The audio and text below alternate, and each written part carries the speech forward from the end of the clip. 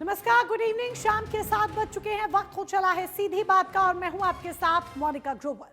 सीधी बात में आज हम बात करने वाले हैं इंडिया यूएस ट्रेड डील से जुड़ी हुई, क्योंकि फ्रेमवर्क जारी कर दिया गया है, अंतरिम फ्रेमवर्क जारी किया गया है, जिसके बाद विपक्ष कई तरह के सवाल उठा रहा है। सरकार एक तरफ जहां ये कह रही है कि 30 ट्रिलियन डॉलर का पूरा जो मार्केट है वो अब ओपन है, इससे किसानों को फायदा होगा, एमएसएमई सेक्टर्स को फायदा होगा, यहाँ तक कि जो बड़े कॉर्पोरेट सेक्टर्स हैं वो भी, उन्हें भी खीर खाने को मिलेगी। लेकिन विपक्ष उसमें तमाम तरह के सवाल खड़े करते हुए सियासत कर रहा है। क्या वाकई में ये विपक्ष की सिर्फ सियासत है, या वाकई में एक पेच कोई ऐसा फंसा है जिससे किसानों के हितों को समझना जरूरी है कि वाकई में इस डील से किसानों के हितों की सुरक्षा हुई है या फिर हुआ है समझौता। ये हम जानेंगे, समझेंगे। कई खास मेहमान भी हमारे साथ जुड़ेंगे।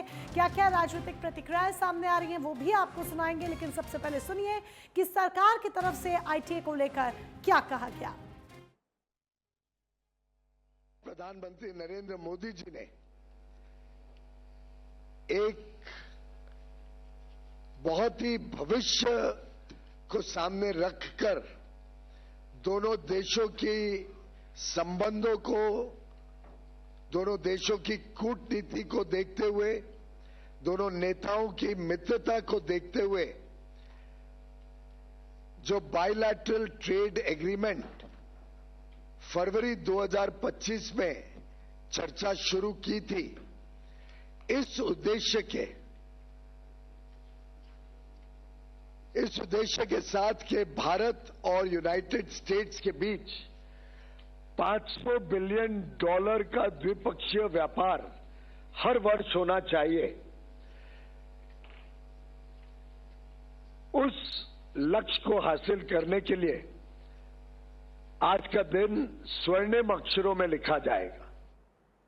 तो इस डील से किन किन मायनों में फायदा होने वाला है, क्या भारत के लिए वाकई में एक बहुत बड़ा फायदे का समझौता है या नहीं है, ये तमाम मुद्दों पर हम समझेंगे, बात करेंगे। लेकिन उससे पहले विपक्ष किस तरीके से सवाल खड़े कर रहा है और किस तरीके की राजनीतिक प्रतिक्रियाएं सामने आ रही हैं, कौन इस डील का स्वागत कर रहा है, कौन इस पर कटाक्ष कर रहा है, सुनिए जरा। यूरोपीय यूनियन सहित कई प्रमुख देशों के साथ ओपन ट्रेड डील पहले ही हो चुकी है। अमेरिका के साथ जो गतिरोध आया था उस गतिरोध का अंत होना, 50% टैरिफ को हटा करके 18% किया जाना, और जो भारत के किसानों के, दुग्ध उत्पादकों के हितों का ध्यान रखते हुए मतलब यह ट्रेड डील करने का माननीय प्रधानमंत्री जी ने पहले ही विचार व्यक्त किया था, और उसका उसी अनुरूप होना यह भारत के लिए बहुत सुखद समाचार है। पीयूष गोयल के अंदर अगर दम है और नरेंद्र मोदी जी के अंदर दम है तो आकर बोल दे कि अमेरिका के राष्ट्रपति, अमेरिका की कृषि सचिव ब्रूक रॉलिंस झूठ बोल रहे हैं, उनके किसानों को कोई फायदा नहीं होगा। अगर वो सब झमाझम बल्ले बल्ले कर रहे हैं कि उनको फायदा होने वाला है किसानों को, मतलब हमारे किसानों का नुकसान है, पीयूष गोयल के अंदर दम है तो ये बोलकर दिखा दें कि ब्रूक रॉलिंस गलत बोल रही है, डोनाल्ड ट्रंप गलत बोल रहे हैं, हम अमेरिका किसानों को फायदा नहीं पहुंचा रहे। अमेरिका किसानों को फायदा पहुंचाने का मतलब है हम अपने किसानों का नुकसान कर रहे हैं। असलियत यह है कि आपने कमिट किया है कि आप अमेरिकन सामान पर 0% तक टैरिफ लगाएंगे। ये कमिटमेंट आपने कैसे दे दी, किस बूते पर दे दी? आप पर 6 गुना टैरिफ बढ़ाया जा रहा है, आप 0% कर दीजिएगा टैरिफ। ये कौन सी समझदारी होती है? और American industry, American agriculture, American जो मंत्री हैं वो ऐसे ही थोड़ी खुशी मना रहे हैं। उनको पता है एग्जैक्टली कि जो ट्रेड डील है वो उनके टर्म्स पे की गई है, लाजवाब है उनके लिए। जो 40% सामान हमारा अमेरिका जाता था वो वैसे ही ड्यूटी फ्री था, उस पे वैसे ही टैरिफ नहीं लगते थे। उसमें इलेक्ट्रॉनिक्स है, उसमें कई ऐसे सामान हैं। तो खुलासा देकर पीयूष गोयल जी वो सब नहीं बता रहे जो बताना चाहिए, जो हमें सुनना है। एक कागज में आपको दिखाना चाहता हूं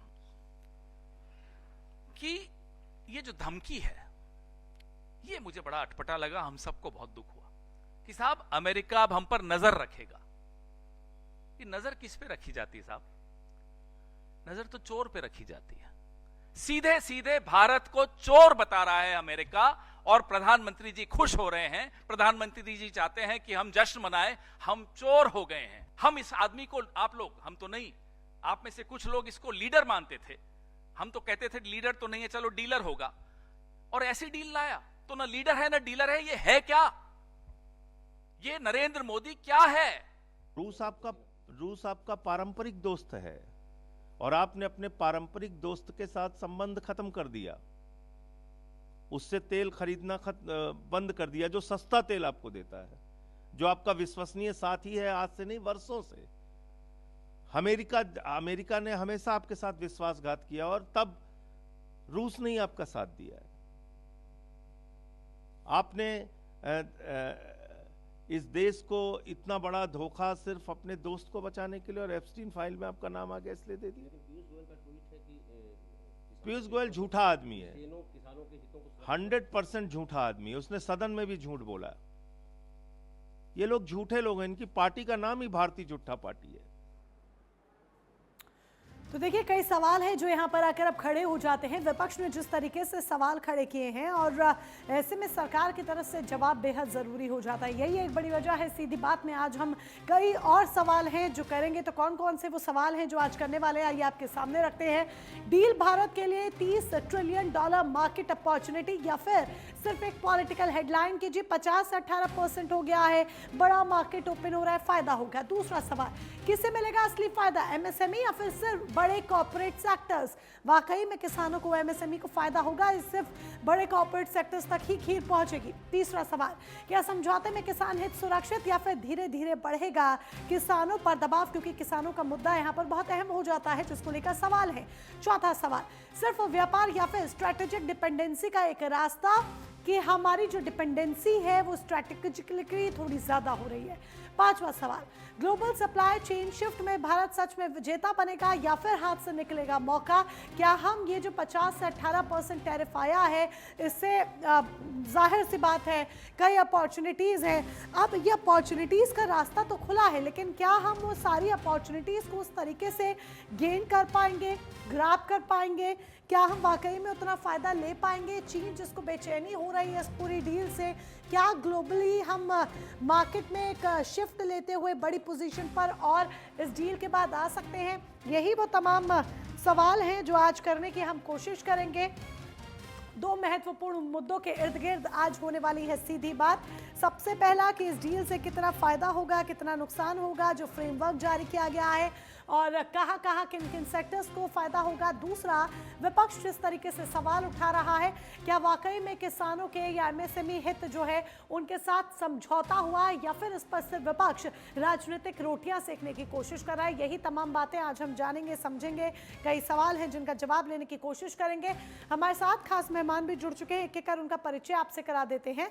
कैप्टन आय सिंह भदौरिया हैं हमारे साथ, भारतीय जनता पार्टी के प्रवक्ता हैं। आदेश भारद्वाज जी कांग्रेस की तरफ से, कांग्रेस के प्रवक्ता हमारे साथ जुड़ चुके हैं। निपुण आलम बायन को आप फॉरेन एक्सपर्ट के तौर पर देख रहे हैं। आलोक पांडे को राजनीतिक विश्लेषक के तौर पर आप टीवी स्क्रीन पर देख रहे हैं। आप सभी खास मेहमानों का बहुत बहुत स्वागत। निपुण जी, सीधे सबसे पहले आपके पास आते हुए, जो ये फ्रेमवर्क जारी किया गया है, जो तमाम बातें सरकार की तरफ से की गई हैं, अब इसमें सवाल तो बहुत सारे उठ रहे हैं। अगर वाकई में देखा जाए तो किस किस सेक्टर को फायदा होने वाला है? ये जो डील है, क्या ये एक परमानेंट ट्रेड शिफ्ट है या फिर सिर्फ एक शॉर्ट टर्म स्ट्रेटेजिक मूव? दूरगामी परिणाम भी देखने को मिलेंगे क्या? देखिए मोनिका जी, आपने बिल्कुल सही बात कही और हम इसको केवल एक इकोनॉमिकल डील की तरह ही ना देखें। मैं तो इसको देखता हूँ कि एक स्ट्रेटजिकल भी चीजें आपको फ्यूचर में देखने को मिलेंगी। उसकी झलक हमने आज देख भी ली कि पूरे कश्मीर का मानचित्र भी, चाहे वो जैसे भी दिखाया गया उनके द्वारा हो, वो पूरा का पूरा एक तरह से एक्सेप्ट कर लिया गया।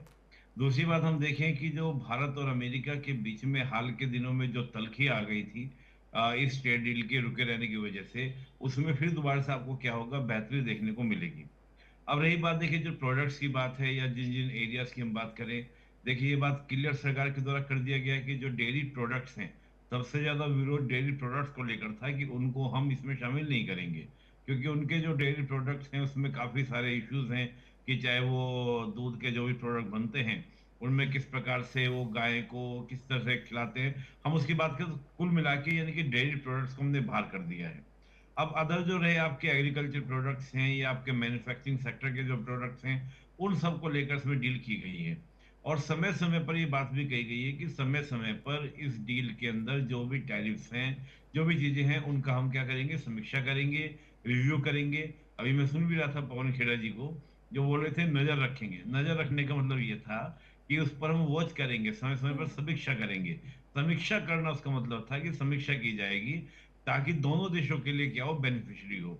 और देखिए एक बात, सिंपल सी बात ये होती है मोनिका जी, जब जो दो देश किसी तरह का कोई भी समझौता करते हैं तो उसमें हमेशा समीक्षा की गुंजाइश होती है। अमेरिका हमेशा, हालांकि बड़बोलेपन के लिए पहचाना भी जाता है, खासतौर से डोनाल्ड ट्रंप के टेन्योर में, कि 500 बिलियन डॉलर का भारत क्या करेगा, व्यापार करेगा।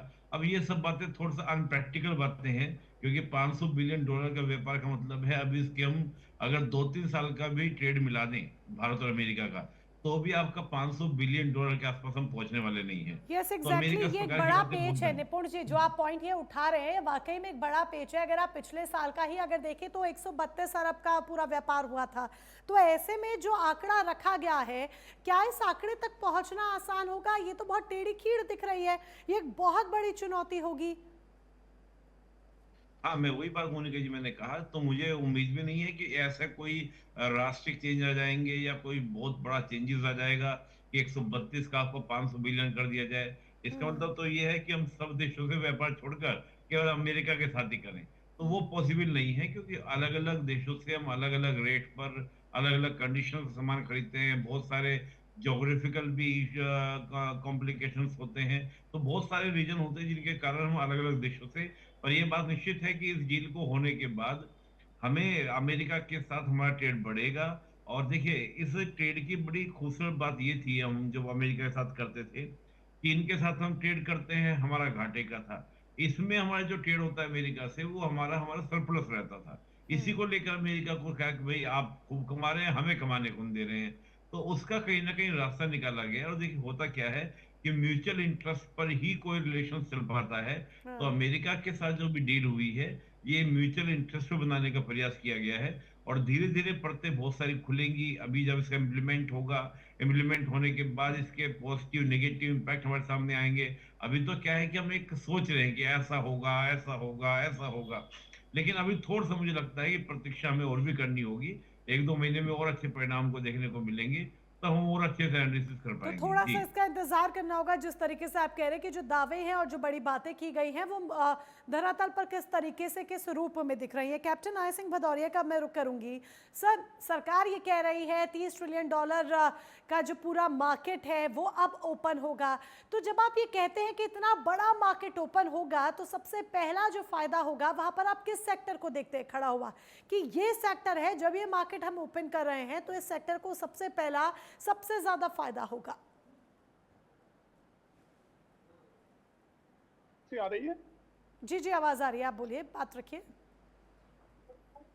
देखिए, प्रॉब्लम ये नहीं है कि हमारे सेक्टर में कौन से किसको फायदा मिलेगा। सबसे बड़ी बात ये है कि हमारे जितना जो 25% टैरिफ लगाया था, उसके ऊपर 25% पेनल्टी लगाई, 50% हमारे ऊपर सीधा सीधा ट्रंप से लगा दिया था।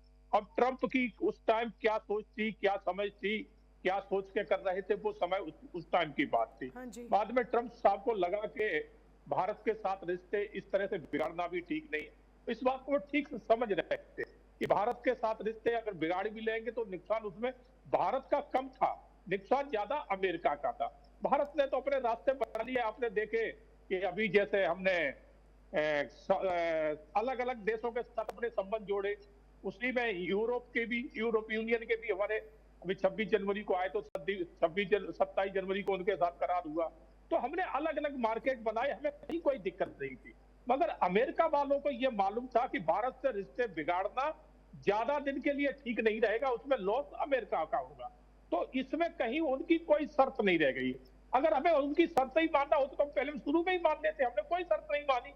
हमने उस टाइम भी अपने देश का फायदा देखा था। अपने अगर भदौरिया साहब आप ये कहते हैं, देश अगर भदौरिया साहब आप ये कहते हैं कि हमने उनकी कोई शर्त नहीं मानी, तो फिर विपक्ष क्यों सवाल खड़े कर रहा है? क्यों तमाम विपक्षी नेता इस डील को लेकर पॉइंट उठा रहे हैं, सवाल खड़े कर रहे हैं, जबकि ये तो देश हित की बात है, ये व्यापार की बात है। तो फिर विपक्ष को मौका क्यों मिल रहा है सवाल खड़े करने का कि हमने अपनी शर्तों के साथ समझौता किया या फिर कमजोरी दिखाई? देखिए, विपक्ष में आज कौन लोग हैं कि आप कितना भी अच्छा कर लो वो कमियां ढूंढते हैं। इसी अमेरिका ने जब टैरिफ लगाया था तब कह रहे थे देखिए अमेरिका ने मोदी को नीचा दिखा दिया, भारत को नीचे गिरा दिया, और कितनी कितनी बातें इन्होंने करी थी। और अमेरिका के साथ रिश्ते तोड़ना ठीक नहीं है, सब कुछ इसी कांग्रेस ने कहा था। और राहुल गांधी बार बार जाके ट्रंप से मिलके और सलाह लेके आते थे। आज ट्रंप ने राहुल गांधी को साइड में कर दिया और मोदी से डायरेक्ट संबंध जोड़ दिए, तो वो चीज इनको हजम नहीं हो रही। समस्या ये नहीं है कि अमेरिका के साथ दोबारा, तो आपका समस्या ये ये है कहना है कि राहुल गांधी जानबूझकर इस पर सियासत की जा रही है, जो व्यापारिक तौर पर रिश्ते मजबूत हुए हैं वो कांग्रेस को हजम नहीं हो रहा है। तो उसका जवाब आदेश भारद्वाज ही बेहतर तरीके से दे पाएंगे। आदेश भारद्वाज जी, कांग्रेस उस पर तमाम तरीके के सवाल खड़े कर रही है। क्या आपको सरकार की नीति और नीयत में खोट नजर आ रहा है जो कांग्रेस इतने सवाल खड़े कर रही है? क्या आपको ऐसा लग रहा है कि पीयूष गोयल आगे आकर जब फ्रेमवर्क रखते हैं पूरा, तो उसमें जो फुल ट्रांसपेरेंसी है वो नहीं रखी गई है? कहीं पर कुछ ऐसे लूप होल्स हैं जो सवाल खड़े करने पर मजबूर कर रहे हैं? मोनिका जी, क्या ये है कि देश अर्थशास्त्री नहीं अनर्थशास्त्री चला रहे हैं? हमारी फॉरेन पॉलिसी भी और ट्रेड डील भी पूरी तरह से अपने कुकर्मों को छुपाने के लिए अमेरिका के दबाव में आके इस डील को साइन किया गया है। ये पूरे देश के लिए बहुत ही शर्म की बात है, बहुत ही तकलीफ की बात है। आज हमारे देश के हितों के जो हित हैं वो कहीं मोदी जी के और अपने हितों से ज्यादा, उनके हित ज्यादा बड़े हो गए हैं। आज अपने कुकर्मों को छुपाने के लिए एप्स्टीन और दुनिया भर की फाइलों में और इस सब में नाम आने के बाद कहीं ना कहीं सरकार हर तरह से दबाव में है और ये देश के लिए बहुत दुर्भाग्यपूर्ण है। जिस तरह से $30 ट्रिलियन का पीयूष गोयल जी ने कहा, तो $3.35 ट्रिलियन का अमेरिका पूरी दुनिया से इंपोर्ट करता है। तो हमें गुमराह करने के, सिर्फ लोगों की आंखों में धूल झोंकने के लिए और झूठ का सहारा लेके कहीं ना कहीं हिंदुस्तान के लोगों के साथ, हिंदुस्तान के किसानों के साथ धोखा किया जा रहा है, हिंदुस्तान के नौजवानों के साथ भी धोखा किया जा रहा है। H1 वीजा पे परसों से जो है $1,01,000 जो है वो चार्ज होना शुरू हो जाएगा।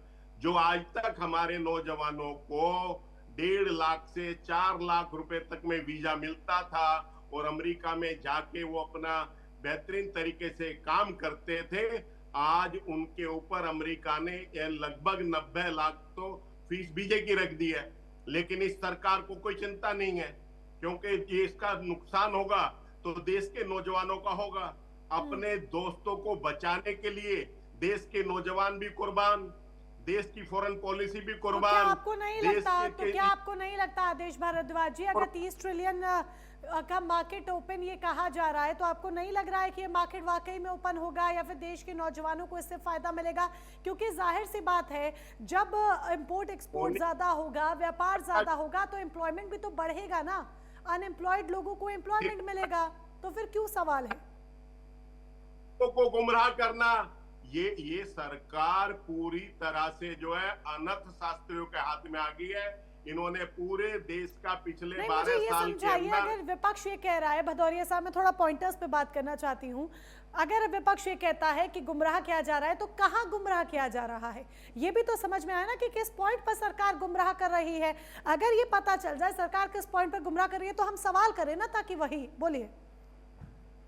निश्चित तौर पर मोनिका, सत्ता ये मोनिका, मैं सवाल नहीं, भदौरिया जी, पहले सवाल समझ लेते हैं आदेश जी से, कहाँ गुमराह कर रहे हैं, तभी हम आपसे पॉइंटर क्लियर कर पाएंगे। आदेश भारद्वाज जी, बताइए। जी, मैं ये कहता हूँ कि हमारा जो एक्सपोर्ट जो है, जो अमेरिका को होता था, 40% आइटम हमारी 0% पे थी और बाकी आइटम पे 1 से 3% तक टैक्स लगता था। आज उसके बदले में का 18 जो है, उसको तो वो 18% लगाएगा, और जो हम लगभग 50% से 70% उनके आइटम में पे ड्यूटी लगाते थे, उससे भी ज्यादा तक थी, उनको हमने 0 कर दिया है। तो अपने पैरों कुल्हाड़ी मारना इसको कहते हैं। लेकिन क्योंकि सरकार ने कुकर्म इस तरह के कर रखे हैं, सरकार अपनी झूठी शान और शौकत को बचाने के लिए पूरे देश को दांव पे लगा दे रही है। मैं कहता हूं उनसे कोई गलती भी होगी मोदी जी से कम जो है देश के साथ धोखा ना करें। हम उनके साथ खड़े, भारत के प्रधानमंत्री हैं, हम उनके साथ खड़े होंगे, लेकिन मोदी जी को खुद स्टैंड लेना पड़ेगा। और जब डील होती है मोनिका जी, तो जिस तरह से आपने विजुअल दिखाए थे, इस तरह से आमने सामने बैठ के डील होती है। ठीक है। डील टेलीफोन पे हो, तो मतलब कितने प्रेशर में सरकार है कि हमारी विदेश नीति भी अमेरिका तय करेगा, हमारे युद्ध को विराम भी अमेरिका देगा, यानी कि हमारी जो डिपेंडेंसी है वो अमेरिका पर बढ़ रही है, अमेरिका पर बढ़ रही है, जो आदेश भारद्वाज जी आपका कहना है। फटाफट से एक रिवर्ट ले लेते हैं भदौरिया जी से, जो आप पॉइंट उठा रहे हैं, सरकार गुमराह करने का काम कर रही है भदौरिया साहब, और कांग्रेस सवाल खड़े कर रही है, एक मजबूत विपक्ष है जो कि सवाल खड़े कर रहा है, तो आपको क्लैरिफाई तो करना होगा, लेकिन कम शब्दों में। फिर मैं आलोक पांडे जी का भी रुख करूंगी। निश्चित तौर पर मोनिका जी, सरकार जो भी कर रही बिल्कुल ट्रांसपेरेंसी है, जो पीयूष गोयल ने आके पूरी ट्रांसपेरेंसी के साथ सब कुछ बताया है। मगर सब एक कहावत आपने सुनी होगी कि आप सोते हुए को तो जगा सकते हो, जो सोने का नाटक कर रहा है उसे आप कभी नहीं जगा पाओगे। तो कांग्रेस वो ही है कि ये सोने का ये सब कुछ जानते हुए भी इसे तो विरोध करना है। इसने तब भी विरोध किया था जब हमारे ऊपर टैरिफ लगाया गया था, और आज जब हमारी उनसे एक अच्छी डील हो गई है, दोनों देशों के संबंध एक अच्छे बने हैं, तो अब इनको लग रहा है कि संबंध अच्छे क्यों बन गए, क्योंकि इन्हें तो विरोध कराना है, पूरे वर्ल्ड में देश का विरोध कराना है, मोदी का विरोध करना है। अब इन्हें लग रहा है कि मोदी को वो घेर नहीं पाएंगे। अमेरिका के साथ दोबारा फिर अच्छे संबंध बन गए, डील भी बहुत अच्छी हो गई, तो अब इनको यही चीज हजम नहीं हो रही कि अब विरोध कैसे करेंगे। अब तो इनका सब कुछ अच्छा हो गया। तो कुल मिला के ये कांग्रेस पार्टी भटकी हुई पार्टी है, इनके अंदर आज कोई ना विजन है, इनका सिर्फ एक ही उद्देश्य बन चुका है। आलोक पांडे जी, आप भली भांति, आलोक पांडे जी, ना सिर्फ आप राजनीतिक समझ रखते हैं बल्कि अच्छी समझ फॉरेन पॉलिसीज पर भी रखते हैं, आप अर्थव्यवस्था को लेकर भी एक बेहतर समझ रखते हैं। तो मैं चाहूंगी कि आप सारे पॉइंटर्स को कंक्लूड करते हुए यहाँ पर जरा अपना एनालिसिस दें। ये जो डील है और जो फ्रेमवर्क जारी हुआ है आज पीयूष गोयल ने जो सामने रखा पूरा, क्या आपको लगता है वाकई में ये एक बड़ा इकोनॉमिक रिफॉर्म होगा, एक माइलस्टोन साबित होगा, या फिर ये सिर्फ एक इलेक्शन ऑप्टिक्स बनकर रह जाएगा, सिर्फ एक चुनावी हथियार बनकर रह जाएगा जिस पर सरकार गुणगान कर रही है और विपक्ष घेरने के लिए सवाल खड़े कर रहा है? देखिए मोनिका जी, जो मार्केट होती है, मार्केट चुनाव का आधार नहीं बनती है। अभी डील की बात है, थोड़े दिन बाद खत्म हो जाएगी। चुनाव का आधार बनेगा कि रोजगार कितना सृजन, और जो गवर्नमेंट सत्ता में होती है उसका काम है रोजगार का सृजन करना। और अमेरिका दुनिया की सबसे बड़ी इकोनॉमी है, 30 लाख करोड़ की इकोनॉमी है, और अगर हमारे उसके साथ ट्रेड ना हो तो निश्चित बात है, जो लगातार हमारा 60-70 सालों में ट्रेड उसके साथ चल रहा था, अचानक अगर वो ट्रेड रुक जाता है तो निश्चित बात है नई मार्केट बनाने में समय लगता, और उससे इस देश में बेरोजगारी बढ़ती। ऐसे बहुत सारे सेक्टर हैं जिन पर प्रभाव निगेटिव आने लगा। लेकिन भारत सरकार ने ईयू के साथ समझौता करके अमेरिका को यह बात कर दिया कि वो ट्रेड डील पर आए, क्योंकि अमेरिका में भी चीजें महंगी हो रही थी, जो भारत से चीजें वो मंगा रहे थे, तो दोनों को जरूरत, अमेरिकन मार्केट को भारत की जरूरत थी, भारत के प्रोडक्ट की, और भारत को अमेरिकन मार्केट की जरूरत है। हम अचानक एक मार्केट नहीं हो सकते। तो निश्चित बात है विन विन सिचुएशन दोनों राष्ट्रों की है। जब एक लड़का और एक लड़की की शादी होती है तो लड़की वाले बताते हैं कि भाई क्या अच्छा है, कि लड़की हमारी कितनी सुखी रहेगी, कितना अच्छा घर है, कितनी, और लड़का वाला बताता है लड़की भी भाई हमारे लिए बहुत अच्छी रहेगी। अमेरिका ये बता रहा है अपने लोगों को कि हमें क्या फायदा हुआ, वो ये थोड़ा बताएगा कि हमने डील किया है उससे भारत को हमने कितना फायदा दे दिया। ये दोनों देशों की सरकारें बताएंगी। भारत की सरकार भारत के लोगों को बताएगी क्या बेनिफिट है, अमेरिका की सरकार अमेरिका को बताएगी। वो अमेरिका में चुनाव लड़ेंगे ना, तो वो मेक अमेरिका ग्रेट अगेन, वो अमेरिका के लिए कह रहे। इस डील में दोनों देशों को फायदा है। जो ट्रेड डेफिसिट था वो अमेरिका की तरफ था, भारत ट्रेड सरप्लस स्टेट था। अमेरिका को चिंता थी कि 40-50 अरब डॉलर का हर साल हमें नुकसान होता, ये कैसे उसको कुछ कंप्लीट किया जाए। इस डील से अमेरिका को हमने कुछ मार्केट उसकी खोली है, जिससे कि उसका भी आर्थिक, जो भारत की जो इतनी बड़ी मार्केट है उसमें वो पेनिट्रेट कर सके, उसका कुछ न कुछ प्रभाव बढ़े। और हमें जो मार्केट छूट गई थी, जो मार्केट हम जिसके साथ हम व्यापार नहीं कर सकते थे, 50% तक फाइन था, वो मिल गया। अब दूसरी बात आती है, राहुल गांधी ने जब कहा, जब अमेरिका के राष्ट्रपति ने कहा था कि भारत की इकोनॉमी डेड इकोनॉमी है, अब कांग्रेस के सारे हमारे भाई कहने लगे, राहुल गांधी कहने लगे भारत की इकोनॉमी डेड इकोनॉमी है। अगर वो डेड इकोनॉमी थी तो अमेरिका क्यों, इस समय बड़ा प्रश्न है, अमेरिका क्यों कह रहा है कि हमने बेहतरीन डील की बात के साथ? तो इसलिए फॉरेन जो हमारे लीडर्स हैं, जो विदेशी राष्ट्र के लोग हैं, उनकी तुलना में हमें अपनी चुनी गई सरकार की बात पर ज्यादा भरोसा करना चाहिए। चुनी हुई सरकार देश के लिए ज्यादा रिस्पॉन्सिबल है, अमेरिका का राष्ट्रपति भारत के लिए रिस्पॉन्सिबल नहीं है। हाँ, कुछ बिंदु हैं जो चिंता का हो सकते हैं, जैसे कि कृषि सेक्टर में है कि अब वो जो अमेरिका के जो क्षेत्र है, अमेरिका जो खोलता है जैसे कि पशुचारे के लिए, तो पशुचारे में मक्का भी आता है अमेरिका में, यहाँ कृषि में मक्का आता है। तो ऐसा देखना है कि कौन कौन से सेक्टर ऐसे हैं जो अभी और चीजें सामने बाहर आएंगी, क्या ऐसा कोई सेक्टर है जो वाकई भारत के लिए ठीक नहीं था और वो भी ओपन हो गया है। ये समय के साथ पता चलेगा, लेकिन जो प्रथम दृष्टया जो भारत सरकार बता रही है, जिस तरह भारत सरकार की डील हुई है और जिस तरह भारत ने, ऑस्ट्रेलिया झुक गया अमेरिका के सामने, जापान जैसे देश झुक गए, इवन यूरोप के बहुत सारे देश अमेरिका की शर्तों पर उन्होंने ट्रेड डील की, भारत ने वेट किया, अमेरिका को इंतजार करवाया और इतने लंबे समय बाद भारत ने अगर समझौता किया है, तो प्रथम दृष्टया मुझे ऐसा लगता है कि भारत की जो प्रमुख चिंता थी वो एग्रीकल्चर सेक्टर की थी, कृषि क्षेत्र की थी। उस प्रमुख चिंता में अमेरिका ने भारत की बात को मानी और अमेरिका की जो चिंता ये थी कि उसके लिए कुछ तो मार्केट ओपन की जाए, तो उसको भी अमेरिका की बात को भारत ने माना है। रह के बात रसिया, 10 सेकंड में मैं कंप्लीट करता हूं कि रसिया से ट्रेड डील में जब कि भाई आप तेल इंपोर्ट कम करिए, तो हम देखते हैं कि 2023 के पहले तक हम अपने टोटल आयात का केवल 1 से 1.5% ही आयात करते थे रसिया। ये यूक्रेन समस्या के बाद जब रसिया ने हमें तेल बहुत सस्ता ऑफर किया, क्योंकि पूरी दुनिया में प्रतिबंध लगे थे, और यूरोप ने हमसे रिक्वेस्ट किया कि आप तेल लेके रिफाइन करके हमें दीजिए। तो अभी कुल मिलाकर आलोक पांडे जी हम कह सकते हैं अभी जो शुरुआती तस्वीर दिखाई दे रही है वो एक अच्छी तस्वीर दिखाई दे रही है, बहुत कलरफुल दिखाई दे रही है, लेकिन इसके पीछे क्या कुछ धब्बे हैं ये वक्त के साथ साफ होगा।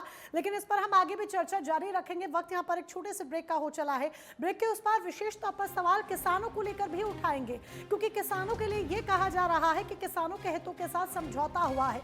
तो क्या वाकई किसान हित के साथ समझौता हुआ है या फिर सिर्फ ये हवाई बातें हैं, और इसके साथ ही एमएसएमई को कितना फायदा होगा? ये जो डील है, जो फ्रेमवर्क आज जारी हो गया है, अब इसके बाद भारतीय अर्थव्यवस्था में कितनी तेजी आ पाएगी, इन तमाम मुद्दों पर हम करेंगे चर्चा। लेकिन उससे पहले वक्त एक ब्रेक का। तो इंडिया यूएस ट्रेड डील को लेकर फ्रेमवर्क आज जारी कर दिया गया है, जिसको लेकर कई तरह के सवाल खड़े हो रहे हैं। अच्छी बात यह है कि टैरिफ जो घटा है 50 से 18% पर आ गया है। इसके लिए फायदे गिनाए जा रहे हैं कि किसानों को, एमएसएमई को, सबको फायदा होगा। हर किसी के लिए, हर लिहाज से ये एक अच्छी डील है। यहाँ तक कि भारत के लिए 30 ट्रिलियन का जो पूरा मार्केट है वो ओपन हो रहा है। इससे भारत को तमाम तरह के फायदे होंगे। लेकिन विपक्ष इस पर सवाल भी खड़े कर रहा है।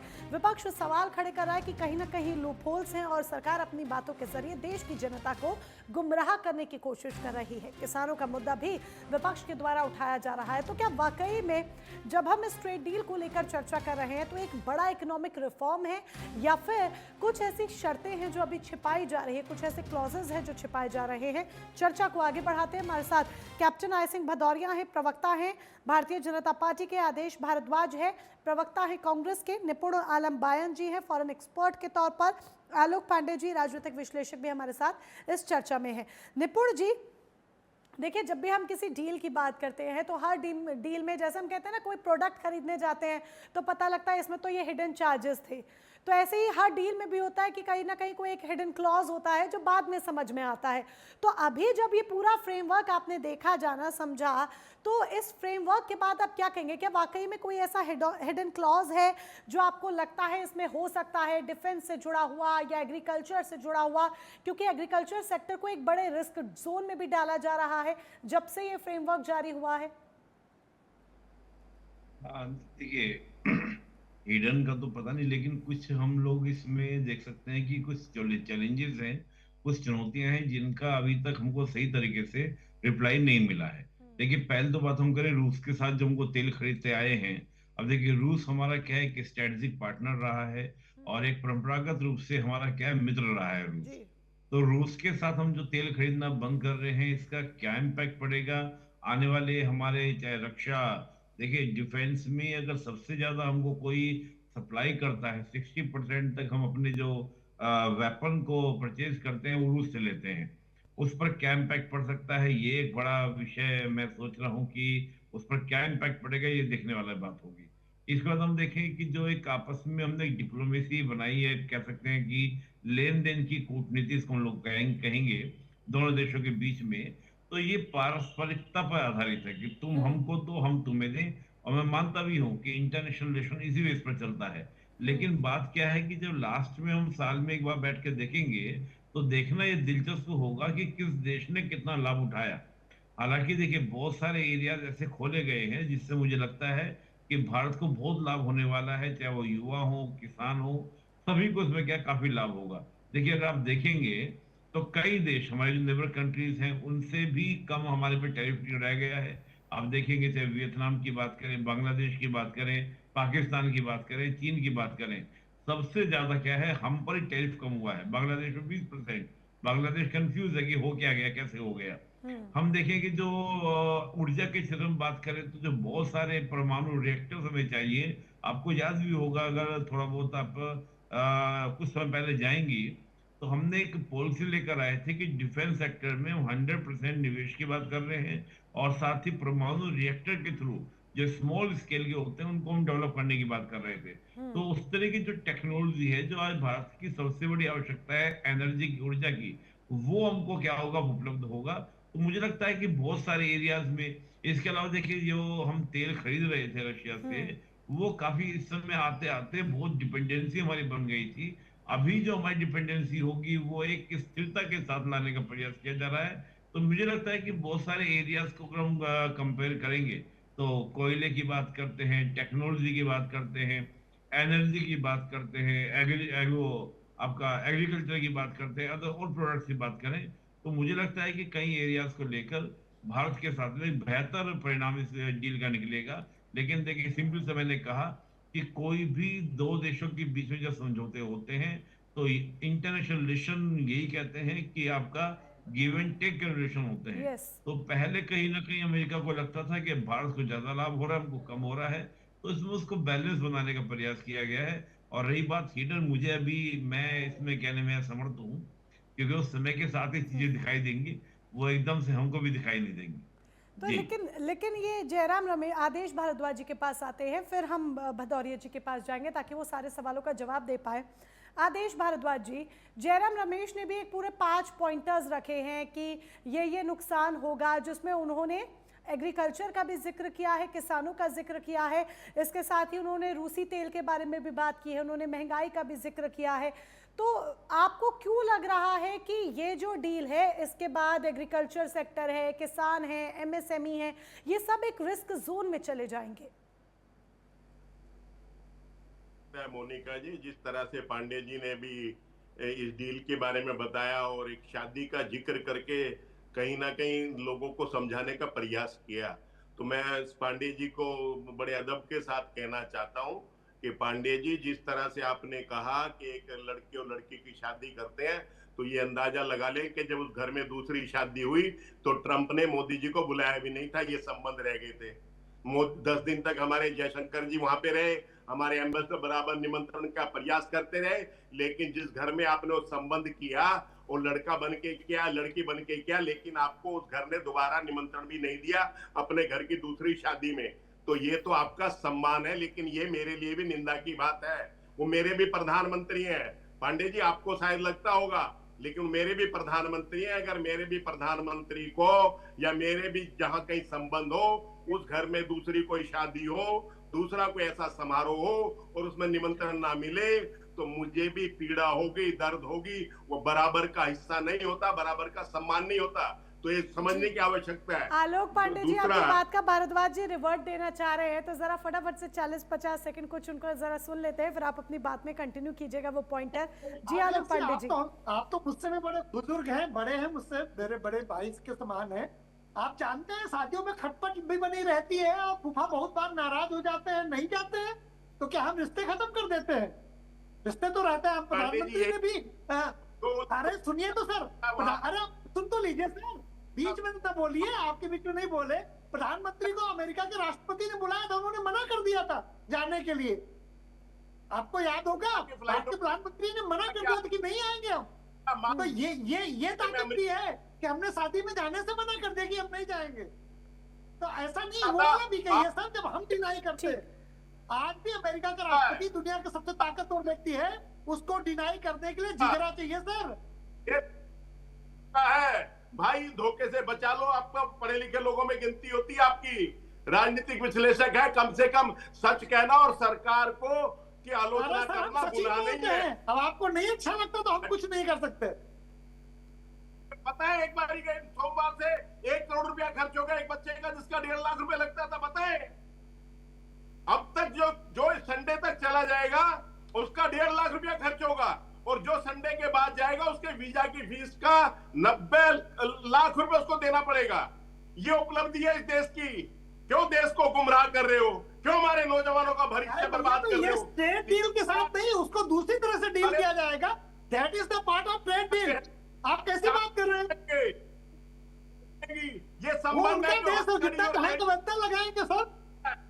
रिश्तेदारी है कि वो रिश्तेदार हमारे बच्चों को बेड़ियां और हथकड़ी लगा के भेजता है और मेरे संबंध अच्छे हैं। ये भाई कैसे संबंध है? माफ करना इस देश को बर्बादी से बचा लो। ऐसा संबंध है कि आप 2014 में 13 में फ्रेजाइल 5 छोड़ गए थे इकोनॉमी को। फ्रेजाइल 5 छोड़ के गए थे कि नहीं गए थे 14 में? फ्रेजाइल 5 था, बाकी नहीं था 14 में सर। आप टॉप 4 में हैं। फ्रेजाइल 5 छोड़ के गए थे, बर्बाद इकोनॉमी छोड़ के गए थे फ्रेजाइल 5। आदेश भारद्वाज जी, आप जहां सवाल खड़े कर रहे हैं और आलोक पांडे जी अगर ये पॉइंट गिना रहे हैं तो सही है ना भाई। हमने ग्रोथ की है, जीडीपी हमारी बढ़ी है, 4th नंबर पर हम आ गए हैं। अभी और देखिए जो विजन रखा गया है उसके जरिए जाहिर सी बात है हम तेजी से आगे बढ़ेंगे। अमेरिका कितना बड़ा मार्केट है, यूएस का बाजार जो है वो सबसे बड़ा बाजार है। अब जब उसमें भारत के लिए एक तरह से ओपन स्पेस होगी हर तरीके की, जहां पर जो टैक्स है उसमें भी छूट होगी, तो ये तो भारत के लिए अच्छी बात हुई ना। अब जो बांग्लादेश से भी अगर मान लीजिए कपड़ों की भी बात कर लीजिए, बांग्लादेश की जगह भारत के लिए भारत से अब कपड़े जाएंगे, तो भारत से कपड़े जाएंगे तो भारत में जाहिर सी बात है जो तमाम एमएसएमई है, इसके साथ ही जो छोटे कारोबार है सबको फायदा होगा, एम्प्लॉयमेंट बढ़ेगा, ग्रोथ होगी, हर तरीके से फायदा है। जी ओवर टू यू। मोनिका जी, आज मैं नोएडा के एक बहुत बड़े एक्सपोर्टर के यहाँ बैठा था जी। कपड़े का ये है, अपनी फैक्ट्री महीना पहले शिफ्ट करने की बात कर रहा था कि भारत की बजाय दूसरी जगह लगानी पड़ेगी, और वो इसलिए लगानी पड़ेगी क्योंकि वहां पे टैक्सेशन कम है, और उनको जो अमेरिका सप्लाई करेगा वो 17 से 20% का है, जो हमने जीरो कर दिया। हम लेते थे 50 से 70%, और कारों के ऊपर तो 120% था, वो हमने घटा के जीरो कर दिया। टैक्स ला के लिए पहले कर दिया था, कपास के लिए पहले कर दिया था, इस डील से पहले कर दिया कपास के लिए। और जब सरकार से पूछा गया कि भाई कपास के ऊपर आपने 0% टैक्स कैसे कर दिया, हम तो इसको आने नहीं देते थे, तो सरकार ने कहा कि 2 महीने फसल नहीं है अभी, इसलिए सितंबर में आके इसको बंद कर देंगे। आज वो सितंबर का परमानेंट खोल दिया। तो मेरी कपास की इंडस्ट्री, मेरे किसानों का, ये भारत के किसानों के लिए सुसाइडल नोट है। ये मैं आपको ये बता दे रहा हूं, और हमारी आने वाली पुश्तें हमें कभी माफ नहीं करेंगी जब वो पहली नीतियों का, पहली ट्रेड डील का और इस ट्रेड डील का आंकलन करेंगे। और जो ये कह रहे हैं कि दूसरे देशों की डील पे वहां भी इतना ही टैक्स है, तो उनके तो एक्सपोर्ट करेंगे, उनका 17 से 20% तक है, जो हमने जीरो कर दिया। भदौरिया साहब, आप भारद्वाज जी की बातें पूरी सुन रहे हैं। अब सरकार के ऊपर पूरी जिम्मेदारी आ जाती है जब विपक्ष सवाल खड़े कर रहा है और यहाँ पर लूपहोल्स बता रहा है, तो फिर सरकार के ऊपर जिम्मेदारी आ जाती है कि देश का जो नौजवान है जो आपकी तरफ आस लगाए देख रहा है, देश का जो किसान है जो आपकी तरफ आस लगाए देख रहा है, इस ट्रेड डील से भी उम्मीदें रख रहा है, आप उन्हें वो भरोसा दिलाएं कि वाकई में ये जो ट्रेड डील है ये हमारे लिए फायदे का सौदा है। अगर ये कहा जा रहा है कि एग्रीकल्चर सेक्टर इससे रिस्क में आ जाएगा, तो ऐसा कुछ भी नहीं है, या अन्य सेक्टर्स की बात हो रही है जैसे टेक्सटाइल इंडस्ट्री का भी वो एग्जांपल दे रहे हैं भारद्वाज जी, ऐसा कुछ भी नहीं है। तो यहाँ पर तो आपको भरोसा दिलाना होगा। निश्चित तौर पे मोनिका, भारत सरकार जो कर रही है वो देश हित में कर रही, युवाओं के हित में कर रही, व्यापारियों के हित में कर रही है। और जो हमने इनके साथ जो ट्रेड किया है इसमें सभी का फायदा है। अभी ये बार बार एक राग हलप रहे हैं कि वो 90 लाख कर दिया 90 लाख। अरे अभी जब ये ट्रेड हुआ तो वो दूसरा मैटर है, वो भी हो जाएगा। भाई वो क्यों लगाया था जब ट्रंप के साथ हमारी अनबन चल रही थी? ट्रंप हमसे नाराज थे कहीं ना कहीं, मगर ट्रंप ने कुछ भी कहा हो, हमने कुछ नहीं कहा। हम चाहते थे कि संबंध, वो भले ही अपनी तरफ से कुछ कह रहे, मगर हम कह के संबंध नहीं बिगाड़ेंगे। आज अगर हम भी उनकी तरह, जैसे ट्रंप साहब कह रहे थे, हम भी उसी तरह से उसी भाषा में बात करते, तो ट्रंप ये जो हमारी आज जो ट्रंप जुड़े हैं, शायद हमारे ये संबंध अब इस तरह से नहीं जुड़ते। तो हम शांति से सबूरी से काम करते हैं और वो काम करते हैं जो हमारे देश हित में, हमारे युवाओं के हित में। रही बात लेकिन इस पर ऑब्जेक्शन है, भारद्वाज जी ऑब्जेक्ट कर रहे हैं। भदौरिया जी, बिना बहसबाजी के जरा उनकी भी बात सुन लेते हैं, फिर आप भी जवाब दीजिएगा। जहां वो ऑब्जेक्ट कर रहे हैं तो उनको स्पेस मिलना चाहिए। जी आदेश भारद्वाज जी। कैप्टन साहब, मैं आपका आदर करता हूं एक फौजी के नाते, लेकिन बड़े शर्म की बातचीत है कि आपके अपने शब्दों में आपने कहा कि किस तरह से जो है अमेरिका हमें डील कर रहा है और हम कैसे संबंध बनाने का प्रयास कर रहे हैं। भाई यही दिक्कत है और यही नीति का फेलियर है कि यही नीति का फेलियर है कि दूसरा हमें आंखें दिखाता है, दूसरा हमें धमकाता है और हम उसके धमकाने में आ जा रहे हैं। तो कम से कम मैं, पांडे जी या निपुण जी तो शायद फौजी नहीं है, लेकिन आप तो फौजी हैं, तो एक फौजी को तो फौजी की तरह वो साहस दिखाना चाहिए। और सरकारें जब कमजोर थी तब भी इस देश ने साहस दिखाया था, हम कभी पीछे नहीं हटे थे। इसलिए मैं ये कहना चाहता हूं कि ये जो गलत नीतियां हैं, इन नीतियों का पूरे देश को खामियाजा भुगतना पड़ रहा है। और कम से कम एक फौजी होने के नाते तो मैं आपसे अपेक्षा करता हूं कि आपके लिए तो राजनीतिक पार्टियां बहुत छोटी चीज है। देश का सम्मान, प्रधानमंत्री का सम्मान, मेरे देश के नौजवानों का सम्मान वो सबसे पहले है। अगर उसको कोई कुछ लेगा, सीमा तक जाने के लिए तैयार हूं, लेकिन कोई कंप्रोमाइज नहीं करूंगा। और वाजपेयी जी ने भी दिखा दिया था, जब इंदिरा जी के बाद न्यूक्लियर डील, जब उन्होंने परमाणु परीक्षण किया था, तो उस वक्त भी अमेरिका ने दुनिया भर के सारे वो लगा दिए थे, लेकिन झुकी नहीं थी हमारी सरकार। तो थोड़ा सा अपनी से पूर्व सरकारों से सीखना, जानना, समझने की आवश्यकता है। लेकिन क्योंकि मैं सर्वश्रेष्ठ हूं, मैं तो नॉन बायोलॉजिकल हूं, इसलिए मुझे किसी के ज्ञान की आवश्यकता नहीं है। मेरे पास तो अपार ज्ञान है। तो ये जो है, ये देश का दुर्भाग्य है। तो आज शंकराचार्य जी को भी अपना प्रूफ देना पड़ेगा। अभी शंकराचार्य का मुद्दा नहीं लेकर आते हैं प्लीज, इस पर कोई राजनीति नहीं, आज तथ्यों के आधार पर बात हो रही है। और जब ट्रेड डील की बात हो रही है, प्लीज विषय पर स्टिक रहते हैं। भदौरिया साहब, विश्वास में लेना देश को बहुत ज्यादा जरूरी है। क्या आप भरोसा दिला रहे हैं देश की जनता को कि हाँ वाकई में उनके लिए रोजगार के बड़े अवसर खुलेंगे, इससे कारोबार बढ़ेगा, भारत की अर्थव्यवस्था बढ़ेगी, हम चौथे से तीसरे पायदान की तरफ बढ़ने में बहुत जल्दी स्पीड अप करेंगे? देखिए मोनिका जी, जैसे भारद्वाज साहब ने कहा, सम्मान की बात, बिल्कुल हमने सम्मान के साथ समझौता कभी नहीं किया है, कांग्रेस ने बार बार किया है। जब ट्रंप साहब की अगर हमें दबाव में ही आना था, तो हमारे देश के प्रधानमंत्री माननीय नरेंद्र मोदी जी, उन्होंने जब बुलावा भेजा था तो दौड़े दौड़े चले जाते, मगर हम नहीं गए। तो हमें लग रहा था कि हाँ हमारा सम्मान खराब हो रहा है, हमारे देश का हो रहा है। पर सम्मान पर्सनल किसी का नहीं होता, देश का होता है। मगर मोदी जी ने उनका निमंत्रण को भी ठुकरा दिया, नहीं गए। तो अब जब वो इस बात को स्वीकार कर रहे हैं और उनका देश कर रहा है, खाली ट्रंप साहब नहीं कर रहे हैं, अमेरिका के जितने बुद्धिजीवी वर्ग है वो जानता है। उसने उस टाइम भी कहा था कि भारत से अच्छा हमारा पार्टनर, हमारा एक अच्छा दोस्त कोई हो नहीं सकता है। और ये भी सत्य है कि अमेरिका में ज्यादा से ज्यादा इंजीनियर, अर्ध सर्विस में जितने लोग हमारे यहाँ के, अगर 1 करोड़ इतना पैसा बढ़ा देंगे तो हमारे यहाँ के लोग नहीं जाएंगे। नुकसान किसको होगा? अमेरिका कंपनियों को। हमारे लोग वहां नहीं जाएंगे, दूसरी जगह काम कर लेंगे, मगर नुकसान अमेरिकाई कंपनियों को होगा।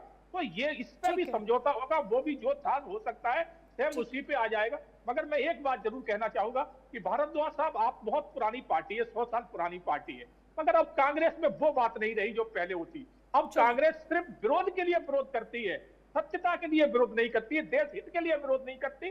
सिर्फ अपनी राजनीतिक चमकाने के लिए और कहीं ना कहीं राहुल गांधी का मनोबल बढ़ाने के लिए, जिनका मनोबल डाउन हो चुका है। ठीक है भदौरिया साहब, आपने देश की जनता को मैसेज दिया। राजनीतिक आरोप प्रत्यारोप आप लोगों के बीच हमेशा चलते ही रहते हैं, वो आगे भी जारी रहेंगे, इसमें नो डाउट। आलोक पांडे जी, मैं आपसे ये चीज़ समझना चाहूँगी, अब जब भारद्वाज जी ये कह रहे हैं कि भाई ट्रंप और हमारे रिश्तों के बीच में भी जो तमाम बातें भदौरिया साहब ने कही, भारद्वाज साहब ने कही, अब जो ये फ्रेमवर्क जारी हुआ इसके बाद और ये जो पूरा प्रोसेस रहा 1 साल के उठापटक का, उसके बाद ये जाहिर सी बात है ट्रंप को हमने झुकने पर मजबूर किया अपनी डिप्लोमेटिक पावर के आगे, डिप्लोमेसी के आगे। बट स्टिल अगर इसको एनालिसिस हम इसका करें तो आप क्या समझते हैं, क्या भारत की जो नेगोशिएटिंग पावर है वो वक्त के साथ इंक्रीज हुई है या फिर ये प्रेशर डिप्लोमेसी कहीं ना कहीं थी?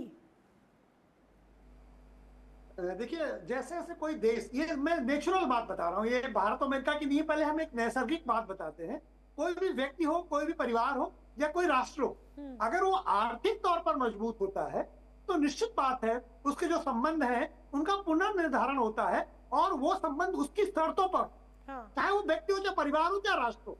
भारत जिस तरह से दुनिया की चौथी इकोनॉमी बना 10-11 सालों में, और जब मनमोहन सिंह थे तब हम 11वें नंबर 12वें नंबर पर, कभी 11 कभी 12 पर हम थे। तो इस 11-12 साल में बतौर विपक्ष एक अनपढ़ व्यक्ति ने देश की इकोनॉमी को 11वें नंबर से चौथे नंबर पर ले आए, और तो पढ़े लिखे प्रधानमंत्री 11वें नंबर तक ही मुश्किल से ला पाए थे। तो एक बात तो है कि हम बहुत तेजी से इकोनॉमिकली एक स्ट्रॉन्ग राष्ट्र के रूप में आए। अब ये बात दुनिया के देशों को स्वीकार करने में समय लग रहा है। जब भी कोई एक गरीब देश ताकतवर राष्ट्र की तरफ जाता है तो जो दुनिया के ताकतवर राष्ट्र हो पुरानी शर्तों पर ही कायम रहना चाहते हैं, उसको एक्सेप्ट करने में दिक्कत होती।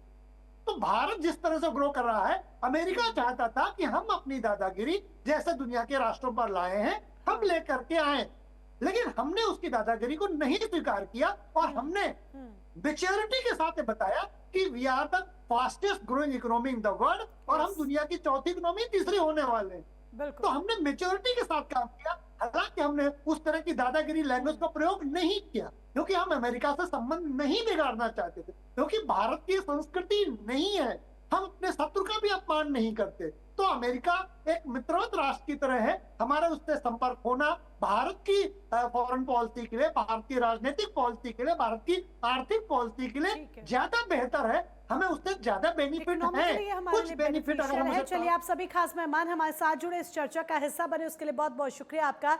तो कुल मिलाकर कहा जा सकता है कि ये डील, बेशक इस पर सियासत हो रही हो, लेकिन ये डील एक बेहतर डील है। लेकिन हाँ, अगर ग्राउंड लेवल पर बात करें तो कई चुनौतियां हैं इसके इम्प्लीमेंटेशन में, और वक्त के साथ ये जो सारी चीजें हैं वो क्लैरिफाई हो पाएंगी, तस्वीर साफ हो पाएगी। उन चुनौतियों से भी पार पाना होगा, और अगर उन चुनौतियों से पार पा लिया जाता है तो ये डील बेहतर डील है और भारत की इकोनॉमी को तेजी के साथ आगे लेकर जाएगी। फिलहाल सीधी बात में बस इतना ही।